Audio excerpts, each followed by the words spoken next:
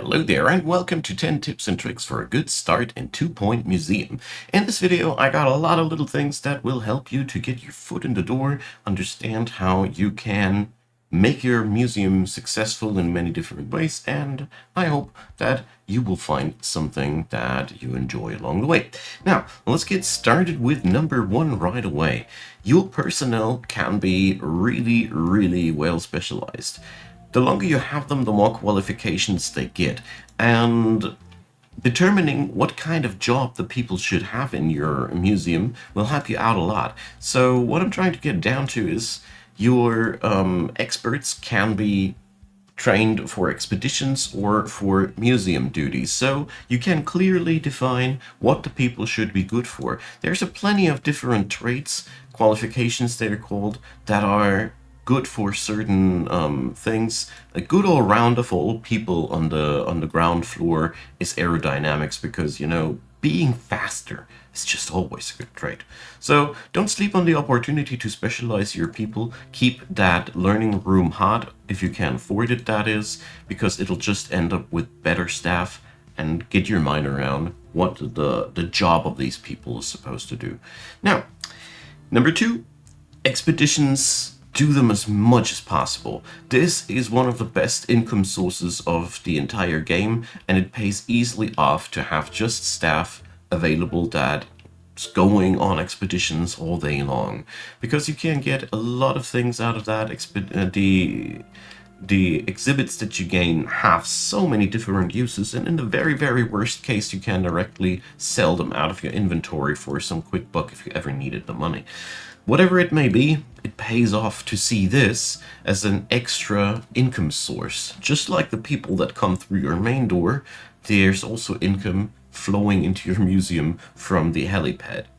Now, number three, I want to point out that increasing the buzz of your exhibits is very easy and very much worth it. You just need to click the exhibit in question. Down here you have a very handy decorate button, which will narrow down the selection to the ideal themes that are fitting to the exhibit.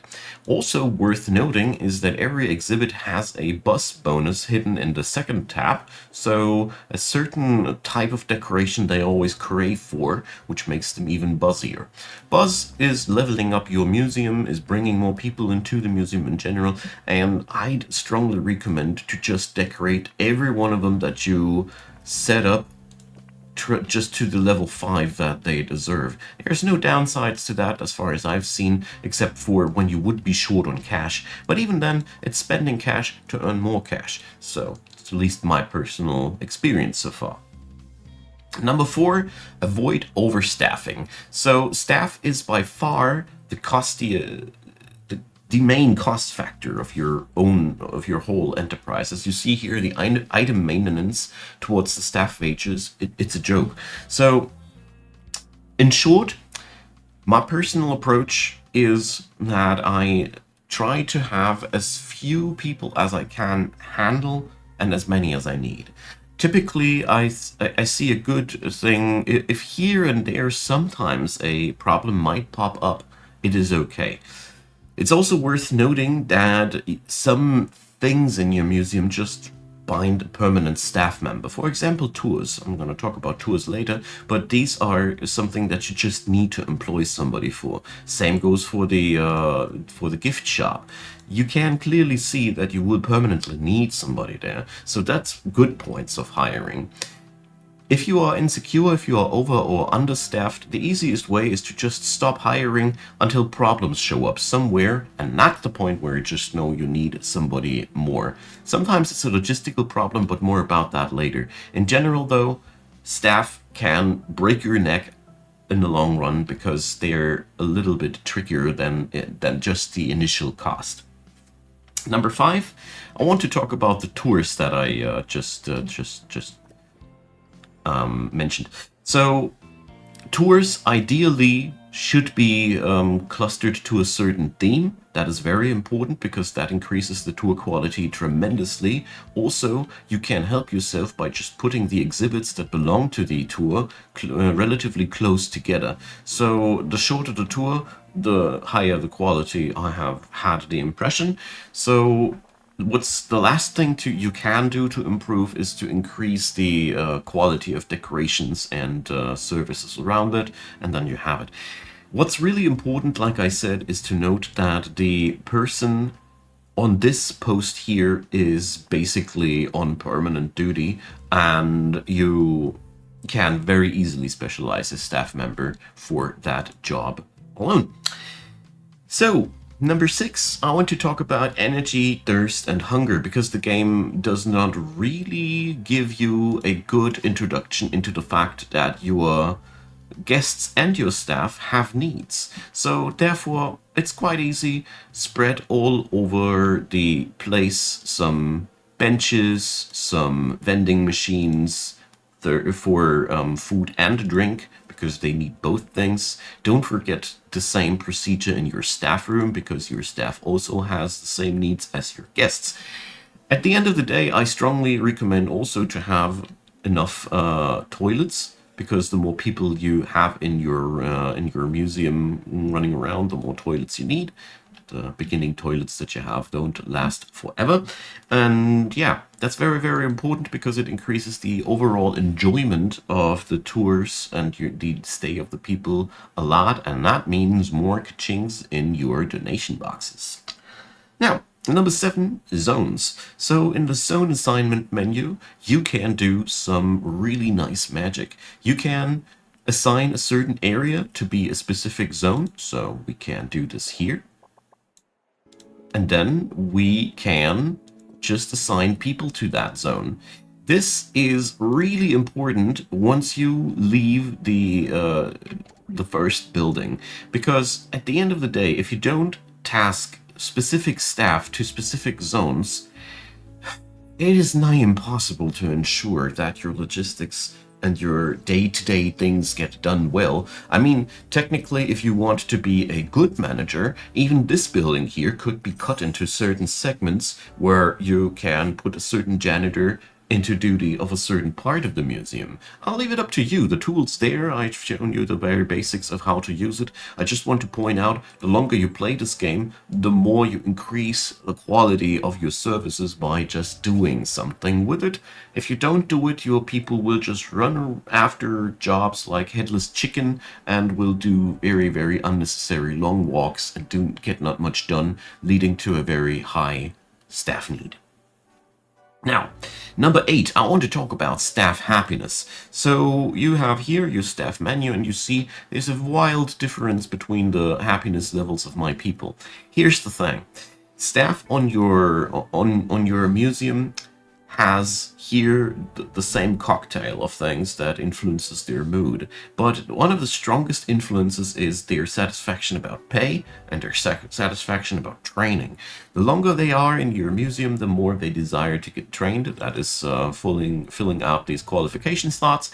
And, well, unhappy staff will eventually threaten you to leave.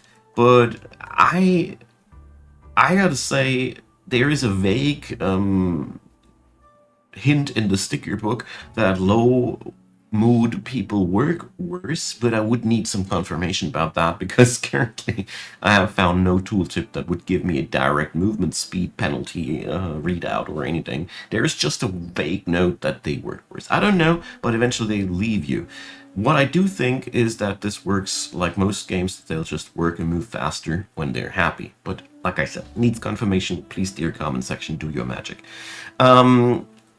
Yeah, in the long run, what you can do is train them, make sure that they have also places to rest, eat, and drink at. As you see here, I did a lousy job before. These are pretty new, and therefore my folks were also unhappy. But eventually, it's all about the money, and you are eventually forced to give them a little bit more money to give them some extra happiness. This is why I recommend to avoid overstaffing so much, because your staff will become costlier over the long run. I mean, sure, you can also hire and fire eventually and rehire constantly new people if you want to avoid that, but this would lead to people that are not specialized to your needs. I mean, this is definitely something that you can do, but I'll leave it up to you. It's a management game after all, so the choices are up to you. Number 9, I want to talk about perks and the insight system. So every one of your exhibits, or well, not all of them, but many of them, have perk slots. This is where you can slot in some extra nice skills, so to speak, for the exhibit. These can be collected by deconstructing them in the deconstructor. Yeah, it's just that easy.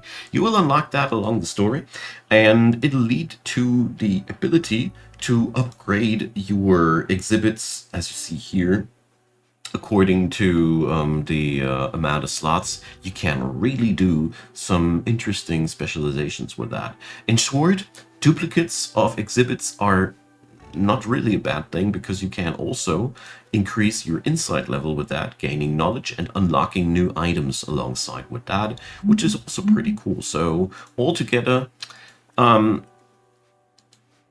consider upgrading your exhibits in the long run instead of just expanding blindly and eventually maybe showing off duplicates. That's just not really necessary. You can do, of course. It's your game, your decision. But at the end of the day, upgrading these fellas here is a really, really nice way of getting all manner of different bonuses, and yeah, use it to your own advantages. And last, number 10, be careful with progress rushing in this game. The further you go down the road with these quests when you're playing the campaign mode, that is, the more things you will unlock. The more things you unlock, the more needs you have. The more needs you have, the more staff you need. The more staff you need, the more cost you have. And if you play too fast into that direction, you can get to the point where your profits could turn negative in response to all the new investments that you need to do to keep your business thriving. Because all of the things in your museum, they need tender loving care. Every single one of your exhibits needs to be restored by experts eventually. All of your building parts need to be repaired from time to time. Trash needs to be picked up. By the way, spread those trash cans wherever you can. They're really useful. But at the end of the day, if you grow too fast, that's a really nice way of making the game more exciting. So, on the other side, if you feel like you're bored with your current state of games, just rush a couple of quests until you feel like you're positively overwhelmed with the course of action. So, I think these were a lot of things that will help you to get started with the game. I hope you found something helpful for yourself. Leave me your comments down below, leave a like, leave a subscribe, and consider checking out the entirety of my channel. I'd be happy to have you. And of course, if you feel like my work is worth a dime to you, it would really mean a lot to me.